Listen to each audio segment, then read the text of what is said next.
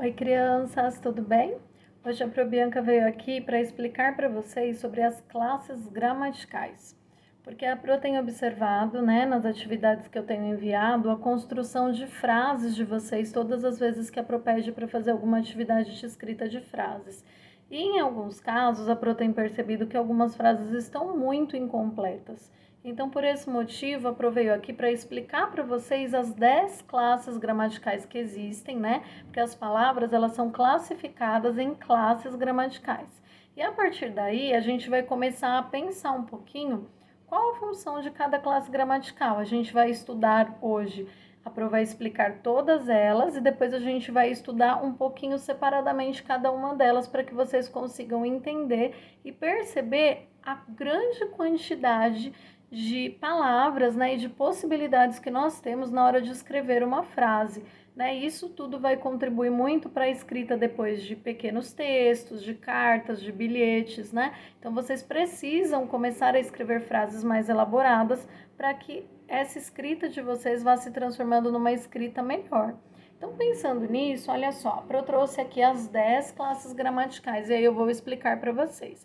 Esse vídeo que eu estou gravando vai servir para várias atividades que nós vamos fazer nas próximas semanas. Então, todas as vezes que vocês sentirem dúvida, voltem nesse vídeo para entender um pouquinho mais sobre cada uma das classes para poder fazer as próximas atividades, ok?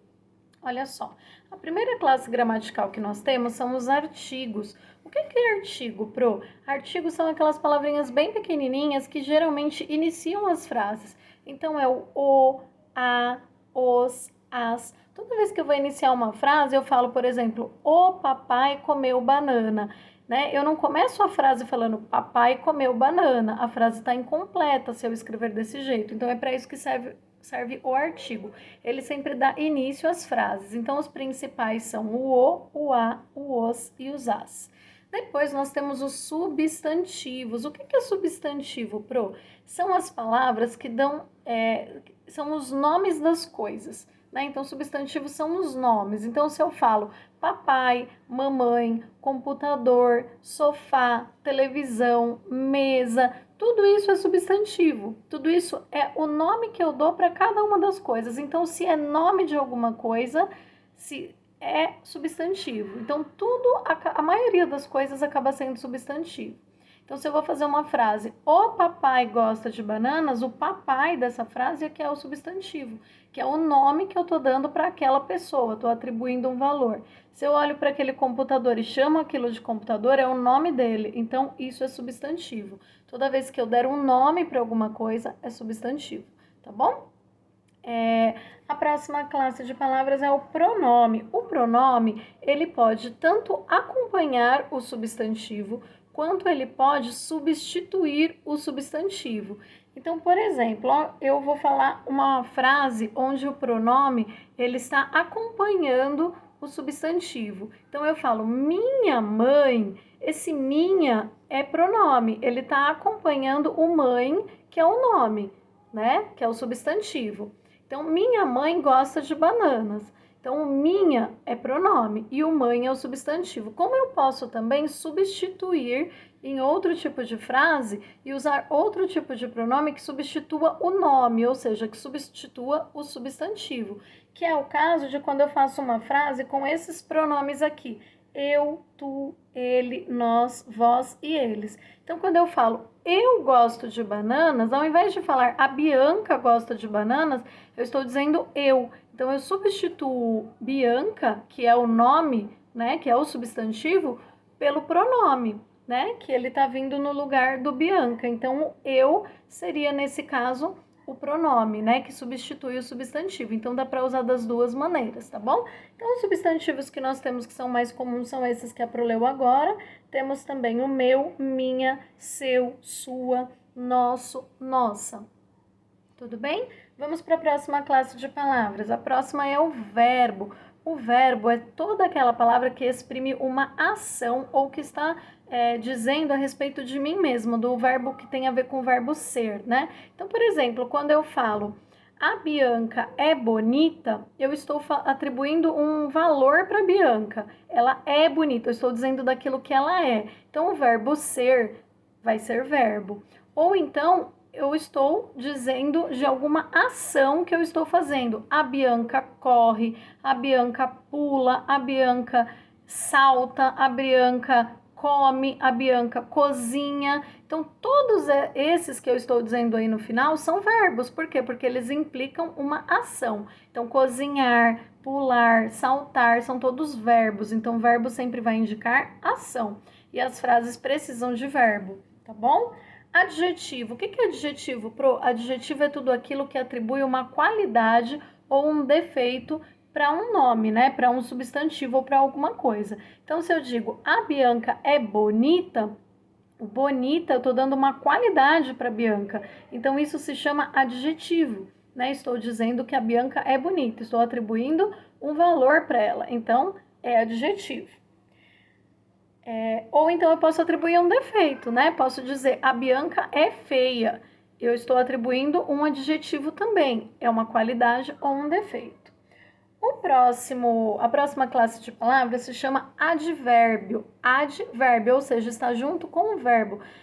Existem vários tipos de advérbio. A Pro não vai entrar nessa questão agora porque isso é muito difícil. Isso não é matéria de segundo ano, tá bom? Mas advérbios são todas aquelas palavrinhas que acompanham o verbo e que vão qualificar esse verbo. Então, se eu digo assim, por exemplo, a Bianca corre rapidamente, o corre é o verbo, é a ação.